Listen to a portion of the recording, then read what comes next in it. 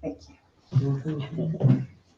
Thank you for inviting me to this community. I don't think it was creepy, it was endearing what you said, so I'll take it as that. Yeah.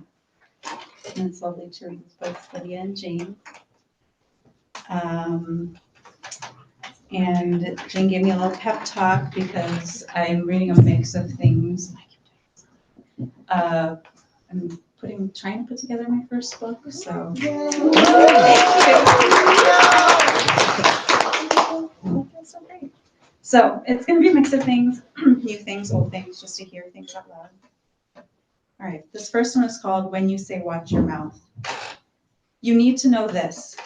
My mouth was forged in another dimension. There, my mouth is heirloom and harmonica, abundant with sea minerals and leaping baby goats. But here, my mouth is pestilence, root rot and smallpox. Here, you insist my diagonal tooth, the one that sprung early like an overeager ballerina, makes me auspicious. My gums throb in the heat of that lie. Do not offer a full plate of marigolds while tunneling me in silence. Here, my mouth is decreed a renegade, as filmy as a Katrina duckling. Declared a target, use caution and all weapons forged in the sneers of men. Here, the corners of my mouth stay pinched together like my legs. But in the bower of midnight, when you sleep, my mouth screams in decibels heard only by those with hips and ribs from other terrains, their demands shredding the air like glitter. Turn it up. Turn it up. Yes, girl, turn it up.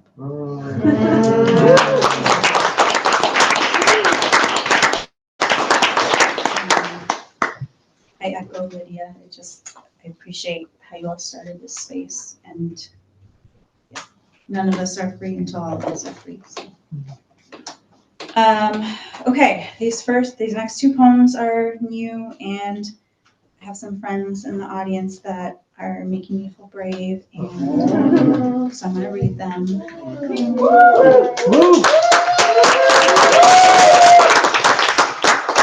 This is called Firstborn Poem Number 1 of Many. Months after what should have been your birthday, the cosmos bloom, aggressively pink, dancing too freely. It's not delight that roils through me, but anger. I burn notebooks, delete rejection emails, sign off social media. Forgive me, my baby, but I'm tired of working so hard to find the words I have yet to write, the identities I have yet to inhabit. The bull thistle is back. The globe's bigger than your head. I yank and pull half a root, knowing the rest is tucked cozily in the soil and will return. The grass is back too. I hate this yard now. How things grow so easily in every garden bed and concrete crack, taunting your absence in dandelion tufts and squirrel tracks. I try baking because fuck it. Maybe I'm a baker now. Maybe I can be redeemed by the logic of following directions and getting a desired result. It's my third time making this pear bread, the pale green fruit gathered from a neighbor's tree, the same ones that nourished you in your final weeks. I skin and chop the pears, measure every ingredient twice. I mix and mix, but it never turns out right.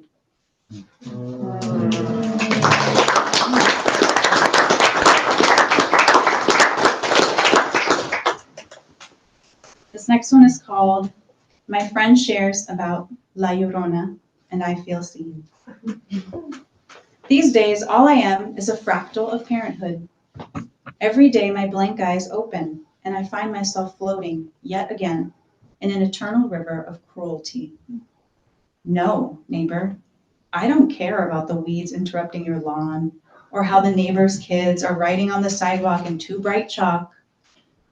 It wasn't my womb, but I still feel how it pricks every cell of my distraught body. My aching muscles heavier than the bottom of the ocean, where our baby's ashes now reside. I want to shred this dimension with every decibel of grief. If my voice could scream as loud as a dying star, it would. I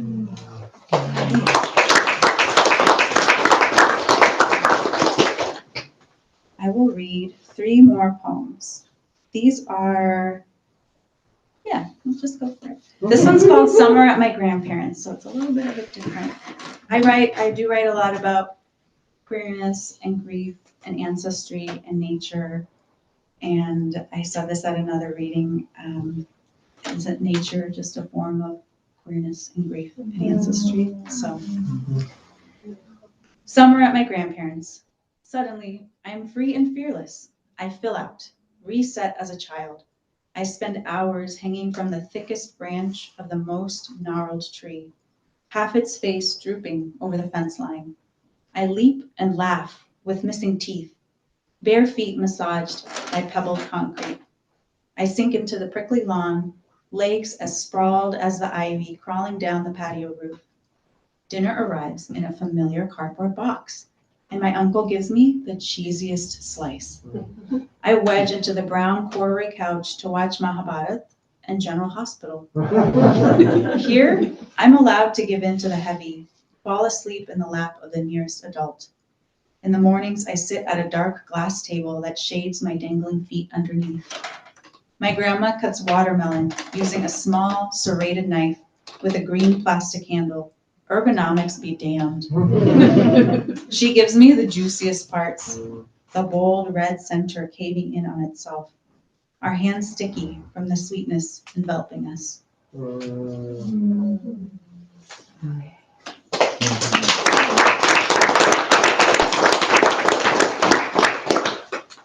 This next one is called My Love Looks Out Over a Waimea Canyon Sunset. Every evening we drive the hour up and into the canyon, praying for clear skies. Every night it rains. So we head straight to the cabin, park in the damp mud patch. I wanted us to be off-grid, in the rainforest. The cabin is old and not well kept. A few white dishes with scratches like veins, a dull knife, and cutting board to chop the arugula we bought from an auntie in a high school parking lot. The sheets and flat pillows smell like dried leaves and cigarette smoke. The bed sinks to the left, or maybe it was to the right. I can't sleep. But at dawn, while the roosters revel, I'm reminded how the sun dances this close to the equator, and I imagine we live here again. I strive for a slow life, but my anxiety hooks into today's terrors. Would my ancestors have been anxious? I know this isn't a fair question. It's like throwing darts at a dartboard versus throwing pebbles in a forgotten pond. I've lost myself in this poem yet again, like I have in so many moments across the yellowing years. Even when I start somewhere, like this photo of my love leaned against a metal fence, their dark hair waving in the wind as clouds ribbon the canyon's mouth, my mind still flutters away. I continue to coax it back, grasp at the glow of the descending sun. It's raining and raining until suddenly it isn't.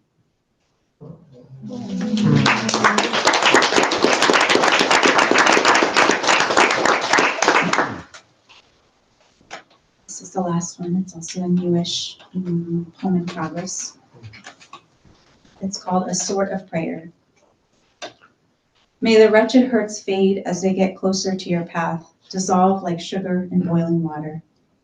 May rabbits curve away from cars. May cars swerve away from rabbits. May the lanes and lands be enough. May my second born see how I befriend my shame 1,000 times over, so I can love them in my freest state. May my firstborn see how I continue to till the ancestral realm, so they can still flourish with us. May bruised cherries sweeten to jam. May the crows find a resolute wind. May all that's buried find its time. May the waves pull your suffering out to the deepest part of the sea, so it may release, release, release. Thank you all so much.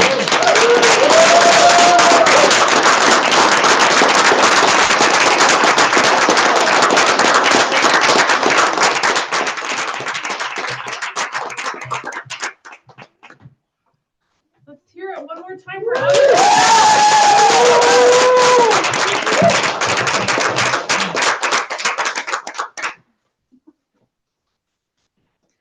An awesome thing about having a reading series is sometimes you get to invite and coax in people who you're just a huge fan of, and I'm a huge fan of Jane Wong and have been since before Overpour. And even, remember you came to visit us in Southeast Portland and put up with some off-topic questions from our amazing students who have done so much. I remember that question. Yeah, well, you know what though? Also, it's kind of in some of the books too. Yeah. I'm gonna let Jane decide if she wants to share that. But anyway, I love this new one especially. As a poet also writing memoir, I'm like, this is amazing. So you're in for a treat, and I feel very excited. Is that my phone? Okay. So Jane Wong, she, her, is the author of the memoir Meet Me Tonight in Atlantic City from Tin House. She also wrote 2 poetry collections, How Not to Be Afraid of Everything from Alice James and Overpour from Action Books. She grew up in a takeout restaurant on the Jersey Shore and is an associate professor of creative writing at Western Washington University. Please welcome Jane Wong.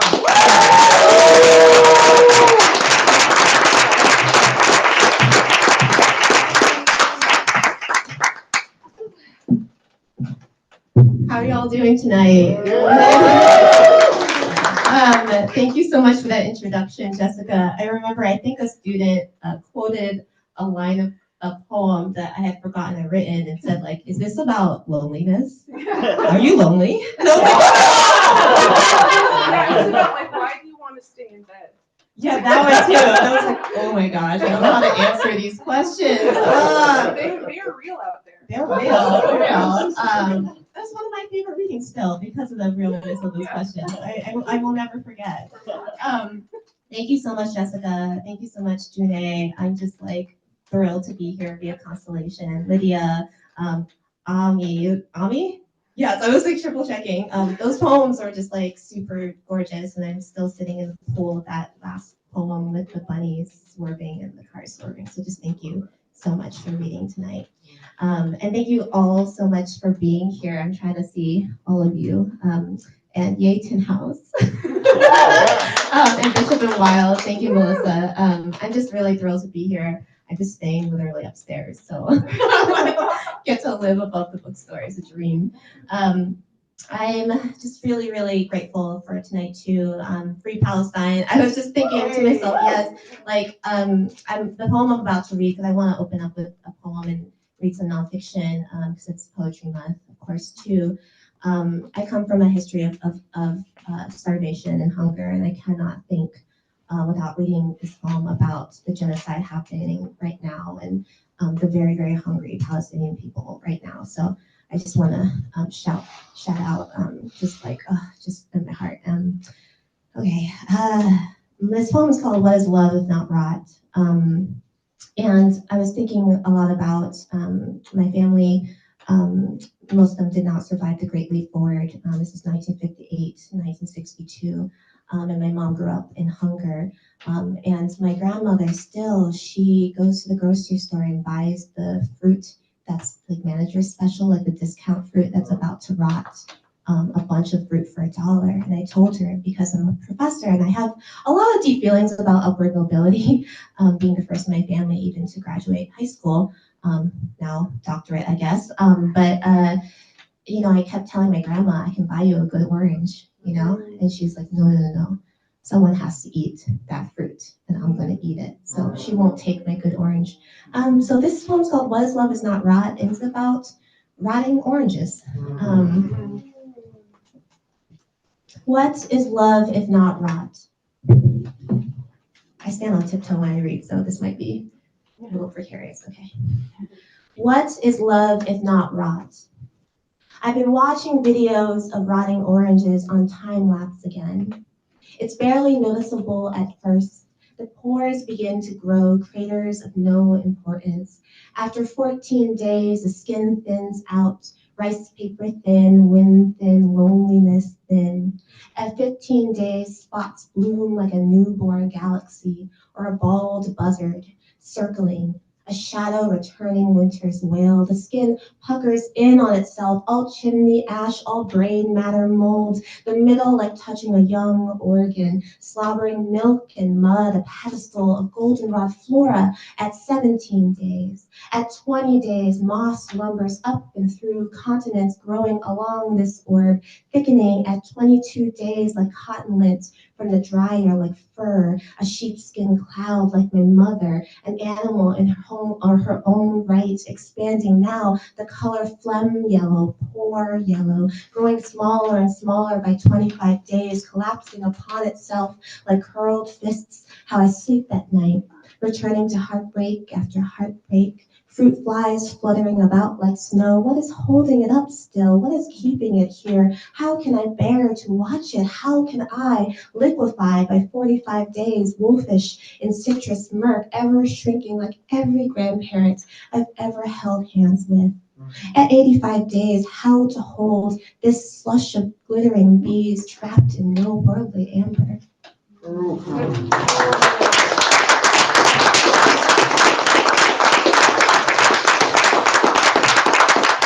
I don't know why I'm so nervous today. I don't know. Oh, thank you for listening. I'm just gonna read a little bit from Meet Me Tonight in Atlantic City because Tin House, yay! This is the paperback. I got this in the mail, so I'm so excited. The paperback is out later this month. So I shouldn't probably say this, but I was like, I don't know. I could afford my own hardcover. I was like really excited to get this paperback because it's like a really nice price. I'm just going to read the very beginning of the title essay, and then I was thinking, Ami, we were talking, and I was going to read something brand new because why not, right? So I'm going to read a brand new short nonfiction piece. I'm just going to read the very beginning of Meet Me Tonight, Atlantic City. Anyone from Jersey? I know that's I was not expecting that. It's like all the way over to the side. Okay. Talk later. Yeah, I'm curious where you're from. I'm from the Jersey Shore. Yeah, I mean, it's obvious, I suppose. Any Bruce Springsteen fans who you might recognize? Yeah. The title is a Bruce Springsteen lyric from Atlantic City off the Nebraska album. My father was a gambler, so that's where we're starting. Meet me tonight in Atlantic City. Let's begin here, on the ground, or rather on the slabs of wood above the ground. In July 1854, a New Jersey tourist train from Camden made its inaugural voyage to Atlantic City. Tourists came to stick their toes in the Atlantic Ocean, steel blue, the color of whales they'll never see. They came to lean against each other in the high dunes and make promises they couldn't keep. They let the winds lift those promises up, caught in the chandeliers of expensive hotels or the beaks of passing seagulls. The women who came held frilled umbrellas, jellyfish along the shore. And when they returned to their jobs and errands and thumb-sucking babies, they carried sand with them, making the train car a beach in and of itself, glitter of the sea. This is how the boardwalk came to be, a frustrated railroad conductor and simply too much sand for his own sweeping sanity. On June 16th, 1870, boards were erected 10 feet wide and 12 feet long. Just to be clear, this is not our story. Not yet. Our story moves across that steel blue fantasy onto another continent, toward a place where there's no such thing as vacation. My ancestors will stare at that word vacation as if it were a cloud that could disappear at any point. On this continent, there are herds of oxen and lily pads the size of promises that can't be made. As a small child, I dreamt of this story, of an ox and my mother riding its back, the hair on its hide so coarse it makes your throat hurt.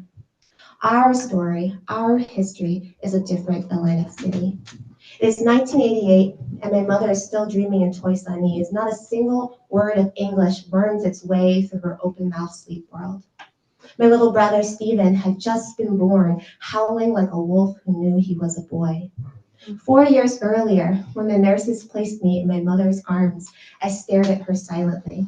She held me up to the fluorescent hospital light and declared, "I'm afraid she knows too much." I want to say true story, but it's like obvious because it's a memoir. By 1988, my father had been holding illegal mahjong gambling circles for 5 years in the basement.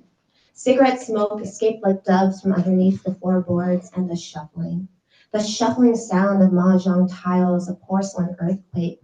I learned later that some of those tiles used to be made out of bone or bamboo and now bakelite plastic. My father always played with the same people: Chicken Bone Man, City Uncle, and Balding Uncle. His friends always played with toothpicks dangling out of their mouths, moving the sticks from side to side in concentration. My brother and I named them the Toothpick Gang. Just to be clear again, our story is not about small enterprises. Our story goes beyond the small batons of $20 bills passed around the mahjong table, beyond the table's green felt stained with cheap Tsingtao and sky-high piles of gnawed bones from the Chicken Bone Man's self-evident pastime. Our story is Atlantic City. We're talking about Taj Mahal, Caesars, casinos depicting worlds my father simply couldn't fathom. At Caesars, there were towering white columns so extravagant they held up nothing at all. There were white statues of horses braying, a ceiling painted like the sky with white clouds, the busts of white people we assumed were famous, but were really just white. Thanks for laughing with that one. My parents didn't even know where Rome was on a map or that Rome even existed. But Caesars was gleaming in its whiteness, and who could say no to the patina of wealth?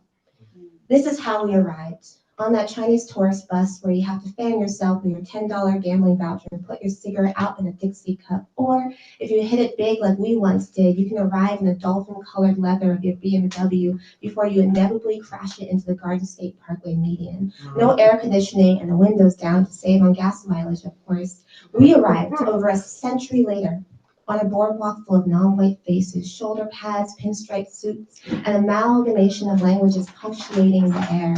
The poor, the working class, the hopeful, in red tagged sequin dresses for marshals. Here we are, yes, here we are, with self-served wine and crab legs at the Palace Court buffet, all of which we marveled at but never touched. I'm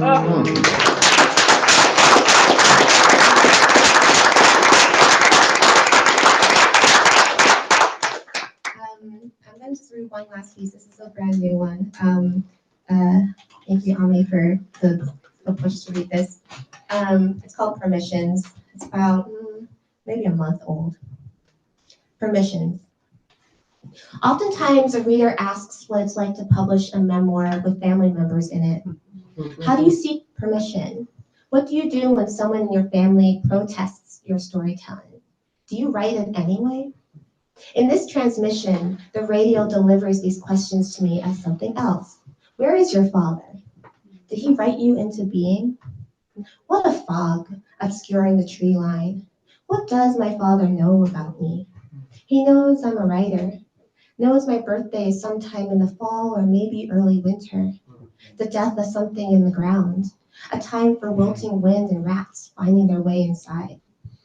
He knows I don't like to be tickled, will scratch at his flashlight eyes and cry and laugh, calling blood if he tries. Knows I have or haven't forgiven him, depending on which mountain of sadness visits him that day. I'd like to say he knows I am his daughter, but when I visited him after 16 years of estrangement, after I wrote this memoir, after he had this stroke, he thought I was my mother. I was the age my mother was when they divorced. He was as surprised as I was, and time can stop, turns out. Would he be wrong? During that visit at the rehabilitation center, he couldn't move his mouth. He couldn't move his entire left side. If I had become a mechanic instead of a writer, I would have brought my toolkit to get the gears going right. I would have examined each hinge, each struck lever. One thing was clear, the rust was everywhere on him. I could barely recognize him. He was such an old man. When I touched my father's shoulder, I felt him flinch internally, like I was a stranger, a daughter, or a wife. He felt something, I know it.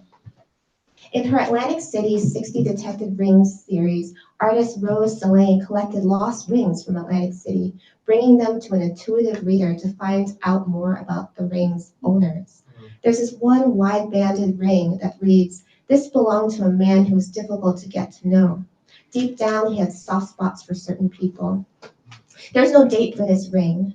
Could this have been my father's wedding ring, lost on the cigarette-studded gambling floor? I reached out to touch the ring, but my finger hit plexiglass, and a museum attendant came over to not so gently tell me to step back. And I did step back into a place where I was a single cell, swimming in my mother's belly, preparing to divide my room. The museum was about to close in 30 minutes. Wait, I wanted to say, I'm just a cell.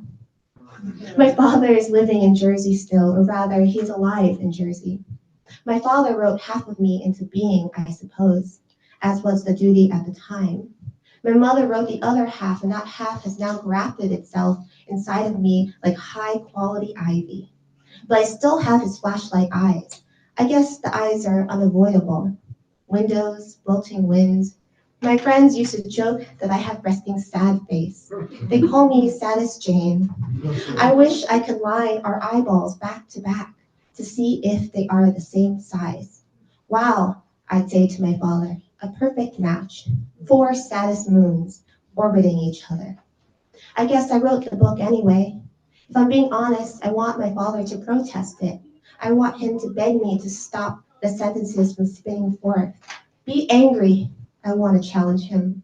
I know he has that anger in him. I've seen it stun my mother's silence. I've seen it slither into the cracks in the wall and freeze rats to death. Yell at me and accuse me of making you look bad. Leave us. Leave us again and again. Loop of our lives' recursive comfort. Without permission, without protest, all I have in this transmission is, I don't care, or it's just too late, and I just don't know you. What do you do when you want someone to feel something? I'm tapping on plexiglass, trying to touch objects that have no meaning to me. I'm rummaging through his trash at the rehabilitation center, his tissues full of bile and regret, so much mucus here. I told myself I would never write nonfiction again. It's just too hard. Lugging so much breath back and the things I want to say that I just won't, like my birthday is in October. Thank you.